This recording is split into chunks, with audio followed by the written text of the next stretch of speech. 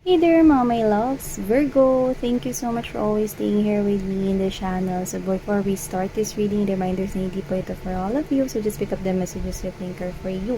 And if you feel connected into this reading, then this reading might be ready for you. And syempre wala tayong gender dito, babae, lalaki, LGBT, cross-matchers. You're all welcome here mga babes. Just take how this resonates and please apply this into your own unique situation. Kaya naman, without further ado, let's begin and let's see what do we have here for you.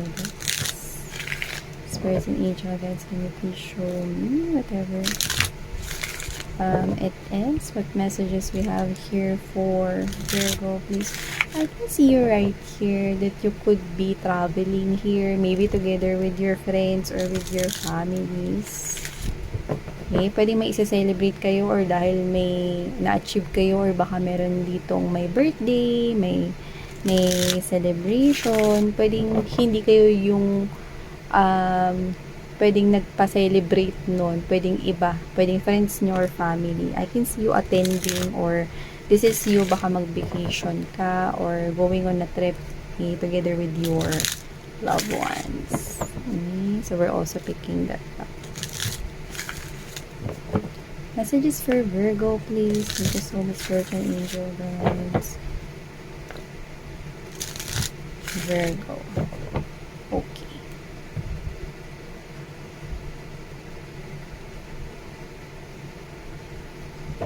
Right? Oh, you're manifesting something and you have all the tools that you need, but being cautious about something. You're manifesting, oh, you could be manifesting here some kind of an emotional happiness. Okay? Ano ko rito, hindi lang ito about love and relationship. Okay? Maybe ang minamanifest mo dito is, pwede marami rin ikaw na minamanifest. Pero nakikita ko rito, minamanifest mo itong bagay na makakaramdam ka ng emotional fulfillment, satisfaction, and contentment. Pwedeng love and relationship yan. Sa iba naman, pwedeng pangarap mo yan for your family. And you have all the tools that you need because you are appearing here as the magician. And together with this Page of Swords energy, I can see that this is you. You have all the tools that you need in manifesting or making that pangarap or dreams or wini-wish mo to come true.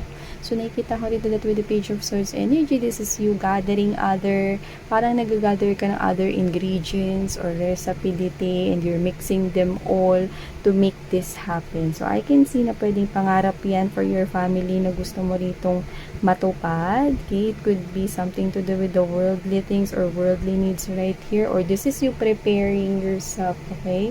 Kasi baka maaaring magsisettle down ka na if you are already in a romantic relationship with someone. Pwedeng boyfriend, girlfriend mo na siya, pwedeng planning ka na rin, no, na iyain siya magpakasal, or wala tayong gender dito, no, or gusto mo na mag-settle down with whoever this person is. And you're manifesting here some kind of a beautiful future, okay, with whoever this person is. Yeah, I can see that you're painting into this blank canvas right here.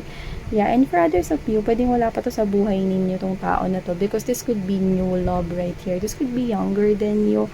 You're manifesting here someone who is creative, Virgo. So I can see that this is you. If this is a love relationship, you're attracting here someone who is creative. Doesn't have to be younger than you by age. Pwede kasi yung mga babes, no, young looking siya, or this person could be someone na sa maturity level, pwede kasi mas matured ka sa kanya, but doesn't have to be childish siya. Okay? Doesn't have to be someone who is throwing tantrums. Hindi naman ganun yung nakikita ko titi. Okay? And nakakuha ko rito, no, nang pumapasok na message rito that your ex could be manifesting you back, someone here. Okay? Not all of you. Pero nakikita ko rito na parang yung ex mo is manifesting you back, wanting some kind of reuniting with you. I can see reconciliation, wanting to apologize to you. So, kung sino man to, hindi ito para sa lahat. Nakakuha tayo rito ng ex ninyo na minamanifest kayo pabalik, Virgo. Yeah. Kasi gusto niya ng new beginning sa inyo. Pero kasi kayo, new beginning na kayo sa buhay ninyo. Okay? Yung iba nga rito, parang lilipat pa nga kayo ng bahay or magmo-move in kayo. Okay? sa isang new home right here. So, I can see that you are really creating here a big blank canvas for your life. Okay, you're starting anew, and I can see you happy right now. I can see you're in this magician mode of energy, in a pride position, which is I love. Kasi yung focus mo is dito sa kung ano yung mga dapat mong i-prioritize sa buhay mo, yung talaga makapagbibigay sa'yo ng happiness dito. I don't see you looking back in the past, okay? Sa ex man yan or sa mga nakadeal mo before in the past. I can see you moving forward. It's like your focus here, okay? Sa bagong buhay na kinikreate mo. Okay? Yun nga. And you could probably be attracting here someone younger than you or young looking. So, just take how this resonates. Creative into his or her ideas at pwedeng magaling din talaga siya. Artistic siya na pwedeng painter siya or magaling siya mag-sketch or mag-drawing or magaling siya sa arts or visual. Maybe this person is working in a media or arts-related company or baka yun yung business niya. But whoever this individual is, I can see you meeting this person right here. Maybe in that celebration, I can see celebration. Baka nga you are attending a wedding na maaaring hindi ikaw yung nagpapa-celebrate or baka ikaw ay attendees or ikaw ay guest. You could probably meet that person there. Or I can see na pwede rin naman na ikaw yun na mag-vacation kayo together with your families or friends. Okay? At maaaring mamit mo dun sa travel na yan or sa vacation na yan yung someone na tinutukoy natin dito. And I can see a lot of pages right here. I can see that this person right here is really a new person. Yes, new person. Yeah. But yun nga, no? Others of you, minamanifest kayo ng ex-back nyo rito. This person is watching your social media applications and I'm seeing that it could be TikTok. Very specific. So, if your TikTok is in public, so I can see that this person is seeing, your ex is seeing you in there, no? At mukhang nag-glow up ka kasi, so kaya parang na-attract yung energy nila sa'yo. Yeah, Six of Cups energy. I can see right here that this is your past person want to reconnect to you.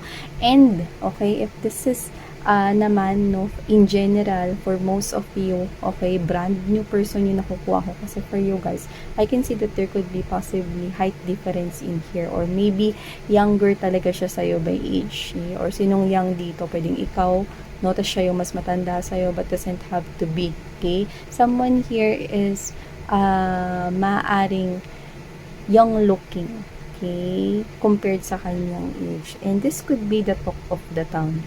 Okay, this relationship, this coming of this new person right here in your life could be the talk of the town. Why?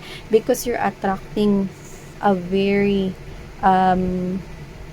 charming, a very how can I, parang meron siyang taglay na natural beauty and appearance. Pwedeng natural na handsome kasi siya at litaw talaga, no, na may itsura siya rito, kaya talk of the town. Parang uy, ang swerte naman niya. Uy, saan niya ba nahanap yan? Uy, saan niya ba nakilala yun? Yung ganun, no? Or kung kayo ay in relationship na with this person right here, kiniinggitan po kayo ng lahat. No? So, wala na silang magagawa rito kasi ang haba ng buhok nyo. Kaya kahit gustuin pa nilang ipaputol yung buhok ninyo, keber na lang, diba? Kasi nakita ko rito na ikaw ang nakasungkit, Virgo, no, ng kanya ritong attention. Yeah. This is really someone, no, na yung ideas niya talagang brilliant, talagang maganda. Brainy itong tao na to, no, at hindi ko alam kung bakit nakukuha ko yung mahilig siya sa math. So, maaaring maybe this person loves numbers.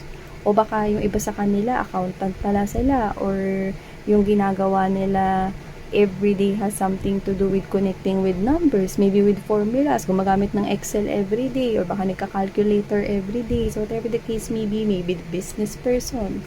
Okay? Someone who is creative.